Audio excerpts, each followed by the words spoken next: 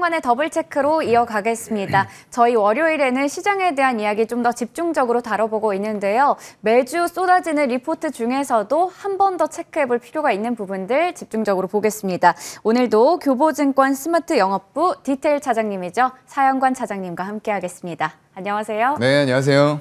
네, 어서 오세요. 네. 시장이 지난 금요일에 바이든 방한 때문에 정말 많은 관련주들, 수혜주들이 올랐었고 맞아요. 또 2600선을 탈환하는 모습이 나타났습니다. 이제 좀 괜찮은가라는 기대감도 있었는데 네. 인플레 우려 여전하고요. 미국에서는 뭐 S&P 500 지수, 나스닥 약세장으로 진입했다 이런 네. 얘기도 나오고 있어서 걱정도 되거든요. 시장 그러게요. 어떻게 보고 계신가요? 이번 한 주도 좀 걱정이긴 해요, 네. 사실상. 그래도 일단은 좀 방한 효과는 분명히 좀 어느 정도는 일정 부분은 있을 거다라고 보고 있고, 뭐 땡큐 바이든이죠.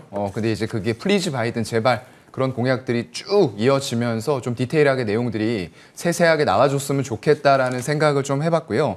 일단 주간으로는 종가 2600을 지켜냈습니다, 코스피가요. 그나마 좀 불행 중 다행이죠. 네. 120주선이 크게 깨지는 와중에서도 밑골이 달면서 일단 2600 지지는 나왔는데 이게 이번 주에도 지켜질 수 있느냐 이런 부분들 봐야 될 것 같고요. 말씀해 주신 대로 일단 아직까지 해결이 안 된 문제들이 상당히 많아요. 인플레이션이 여전히 높게 유지되고 있다는 부분들도 좀 우려가 되는 부분들이고, 거기다 더불어서 최근에 좀 대두가 되고 있는 거는 경기 침체 우려예요.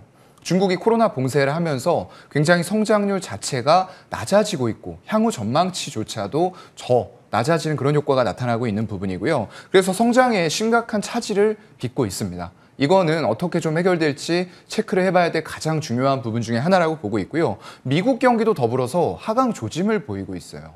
이런 부분들이 전 세계 글로벌 경기의 어떤 둔화 이런 것들을 조금 불러오는 거 아니냐라는 부분들이 굉장히 좀 우려스러운 부분으로 시장에 영향을 미칠 수가 있겠다라고 말씀을 드리고 싶고요.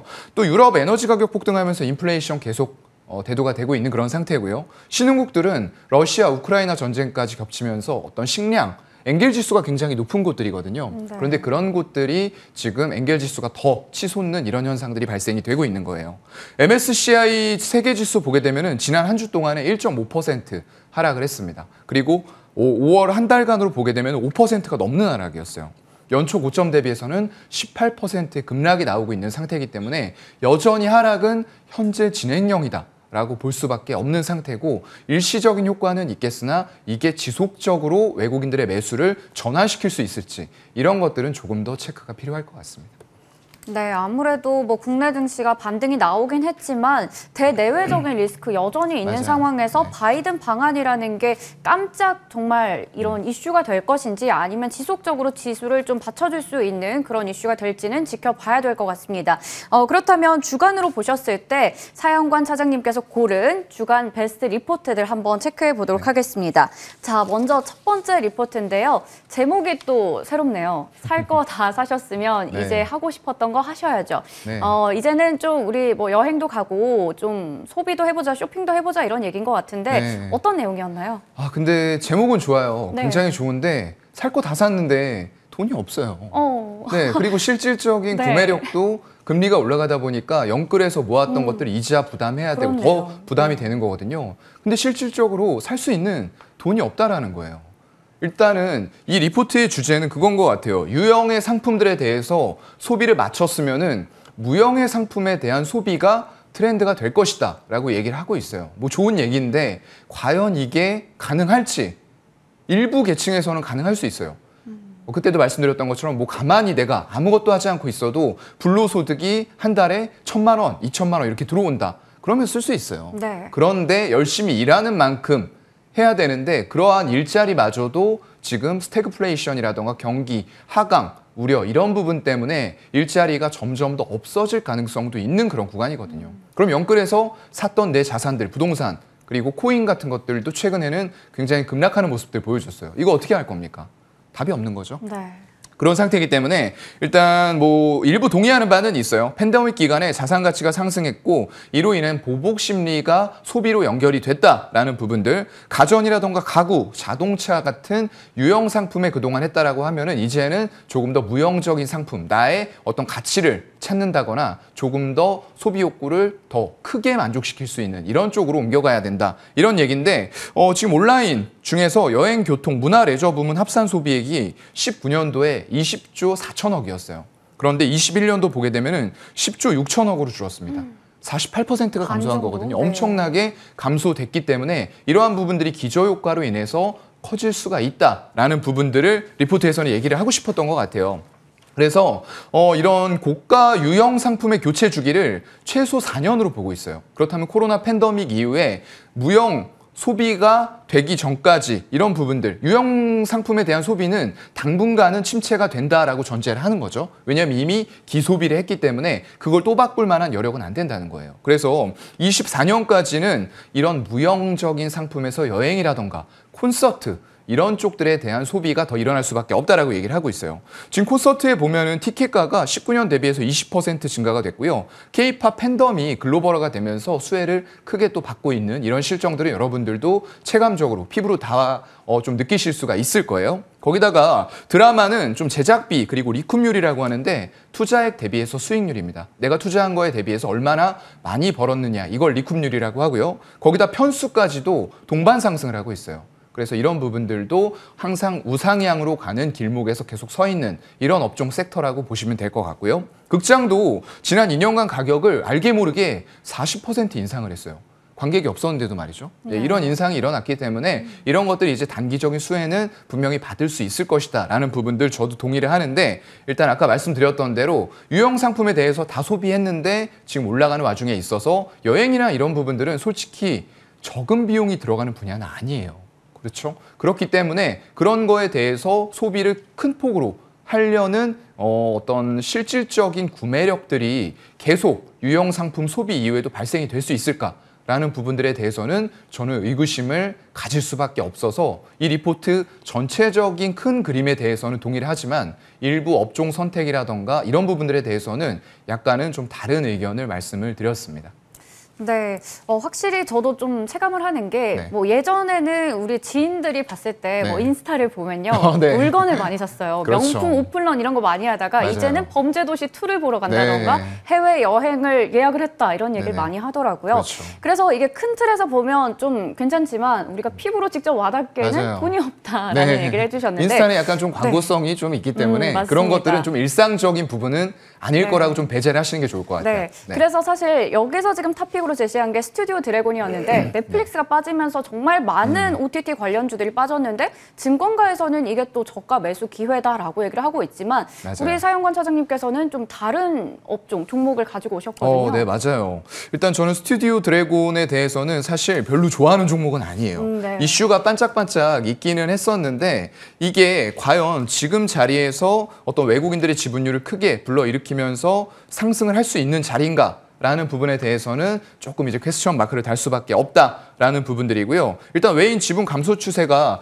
1월 말 저점에 한 7만 2천 원대 이 정도의 쌍바닥은 확인을 해야 되지 않을까라고 생각을 합니다. 그래서 리포트가 나왔다고 해서 너무 바로바로 그냥 종목에 대해서 알아보지 않고 매수하는 거, 이런 부분들은 지금 시장에 있어서는 굉장히 위험한 발상이 될 수가 있기 때문에 반드시 공부라던가 이런 부분들 선행하시고 천천히 되도록이면 분할 매수하는 관점으로 접근을 하시는 게 좋겠다라는 말씀 한 번 더 드리고요.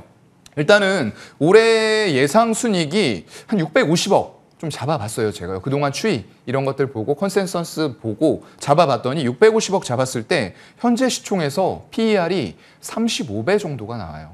그렇다고 하면은 이거보다 더 낮은 PER을 가진 종목들, 대안주가 없느냐? 있거든요. 네. 그 종목이 바로 이제 저는 대원미디어라는 종목을 소개를 좀 해드리고 싶어요. 그동안 미디어 엔터주, 특히나 엔터주 쪽은 좀 나았는데 미디어 쪽들은 상당히 힘든 시간들을 보냈어요. 말씀해 주신 대로 아까 넷플릭스라던가 이런 OTT 공룡들의 실적이 감소하고 가입자가 감소하는 와중에 있어서 같이 타격을 받았다. 근데 속 안에 내용을 들여다보면은 아니란 말이죠.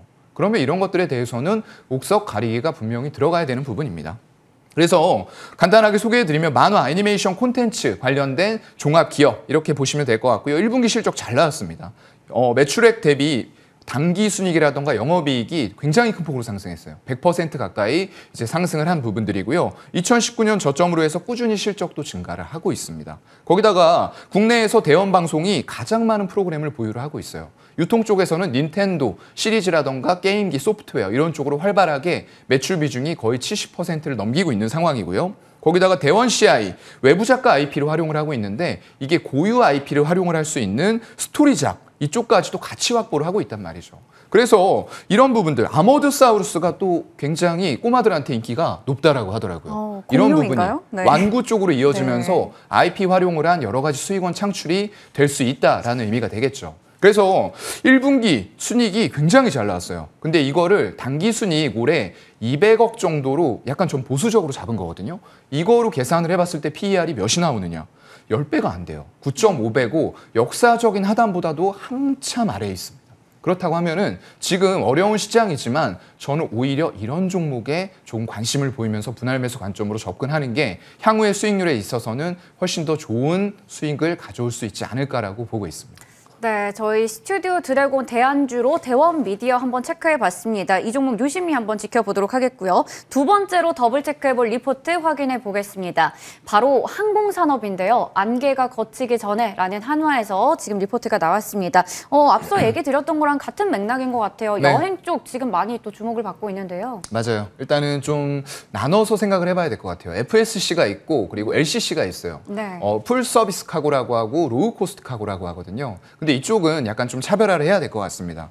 리오프닝 기대감이 있는 건 맞고요. 하지만 여객 수송의 실적 회복은 아직까지도 요원하다 이 말이죠. 그래서 여기에게 P와 Q 언제 같이 동반 상승할 수 있을 것인가 이걸 주목하고 있는 것 같아요. 그런데 여기에 있어서 장기적으로 회사의 어떤 재무체질 개선 가능성이 높은 재무제표상으로 굉장히 획기적인 변화를 일으켜온 대한항공이라던가 이런 쪽들에 대해서는 화물이 굉장히 선방을 많이 해줬죠. 거기다 더불어서 여객 수요가 회복이 된다고 했을 때 일시적으로 내가 여기다 보복소를 하기 때문에 로우 코스트 카고보다는 아무래도 대한항공이나 이런 쪽들을 선호해서 한번 갈 가능성이 높다라고 봐요. 그렇기 때문에 여객 수요 그리고 특히나 해외 쪽 수요에 대해서는 이쪽으로 흡수될 가능성이 상당히 높다라고 보고 있고요. 그래서 대한항공을 관심주로 꼽아주셨는데 이에 대해서는 동의를 하는 바입니다. 하지만 이제 제주항공이라던가 진에어도 같이 꼽아주셨어요. 근데 이쪽은 아까 말씀드렸던 대로 LCC 중에서도 규모가 큰 쪽이기는 해요. 네. 그래서 물론 기저효과를 받을 수는 있으나 여기서 우리가 확인해야 될 부분들 좀 있어요. 외국인들의 지분율이 제주항공이나 진에어에 대해서는 꾸준하게 낮아졌다는 거예요. 그래서 이 종목에 대한 접근이 유효하게 우리가 판단을 하려면은 외국인들의 지분율 추이가 다시 높아지는 부분들이 확인되면서 그나마 LCC 중에서 조금 큰 쪽으로 기저효과에 의한 매수는 가능하다라고 판단을 하고 있습니다. 네, 저희 두 번째 리포트 체크해 봤는데요. 일단은 리포트 내용과는 의견 일치 제시해 주셨고요. 그리고 대한항공을 이 리포트에서는 탑픽으로 제시를 하고 있었습니다. 또 LCC 쪽에서는 진에어라던가 제주항공 이 부분은 외국인 지분율 꾸준히 체크하면서 대응하시면 네. 좋을 것 같습니다. 그렇다면 오늘은 사영관 차장님의 유망주도 들어보겠습니다. 네, 일단은 오늘 KEC라는 종목을 가져왔어요. 네. 바이든 효과로 인해서 2차 전지 쪽도 크게 또 효과를 받을 수 있겠다라는 전망들이 많이 나오고 있어요. 근데 꼭 그게 아니더라도 일단 미국이 올해에는 중심이 될 거라고 제가 말씀을 계속 드려왔습니다. 그렇기 때문에 굉장히 큰 수혜를 받을 수 있는 쪽이 2차 전지다라고 보고 있고요. 일단 1분기 당연히 실적 호조 보였습니다. 매출은 20% 증가했는데 영업이익은 무려 230%가 증가했죠. 제가 굉장히 좋아하는 케이스예요. 물론 매출도 같이 늘어나면 좋겠지만 매출이 큰 폭으로 상승하지 않아도 영업이익 레버리지가 나타나는 이런 기업들을 좋아합니다. 그리고 국내 대형 가전 제조사 내에서 점유율도 증가가 되고 있어요. 이게 대형 가전 제조사들이 가격을 원자재가를 반영해서 제품 가격을 올린다라고 하더라도 이거를 그래 올려 우리가 써줄게 이렇게 흡수를 할 수 있는 만큼의 기술과 제품 경쟁력을 가지고 있다라는 의미가 될 거예요. 그리고 차세대 전력 반도체가 또 굉장히 중요한 신사업이 될 것 같아요. 이거는 이제 미래다라고 볼 수가 있을 것 같은데 전장 고객사와 매출이 동반 증가를 해나가고 있어요. 이 전장 쪽은 뭐 여러 말 하지 않아도 여러분들도 굉장히 잘 아실 거예요. 이게 단순히 달리는 자동차가 아니고 이제 하나의 컴퓨터 서버가 길거리에서 활보를 하게 되는 거거든요. 그만큼 전장 반도체는 굉장히 중요해질 거예요. 이런 역할들을 해나갈 수가 있을 것 같고요. 중국 BYD향 쪽으로 공급 확정이 되면서 1차 수주를 받았어요. 이제 미국이 올해는 중요할 텐데 아직까지도 로컬로 봤을 때에는 중국이 큰 비중을 차지하는 건 맞습니다. 그렇기 때문에 중국과 더불어서 미국 그리고 유럽까지 다 잡을 수 있는 이런 환경에 놓여 있는 KEC는 굉장히 중요한 역할들을 해나갈 수 있을 것이라고 보고 있고요. 이거 제가 예전에도 한번 이제 말씀드린 이후에 주가가 4,355원까지 올라갔다가 조정을 소폭 받고 있어요. 네. 근데 이제 너무나도 중요한 종목이기 때문에 한 번 더 매수도 이제 조정폭에서는 가능하다라는 관점으로 한 번 더 말씀을 드렸습니다. 네, KEC는 좀 AS 차원에서 얘기를 주신 것 같은데요. 그럼 가격 전략 추가로 어떻게 세워볼까요? 네, 가격 전략은 일단 뭐 조금 더 러프하게 본다고 하면 한 네. 2,900원까지 열어 놓으시고 분할 매수 관점으로 가능하실 것 같고요. 목표가는 다시 한번 정고점 넘기는 4,500원 일단 확인하고 그 이후에도 목표가 상향은 충분히 가능한 종목이라고 판단을 합니다. 네, KEC는 목표 주가 4,500원, 손절가 2,650원까지 체크해봤습니다. 오늘도 이렇게 해서 교보증권 스마트 영업부 사영관 차장님과 함께했습니다. 고맙습니다. 네, 고맙습니다.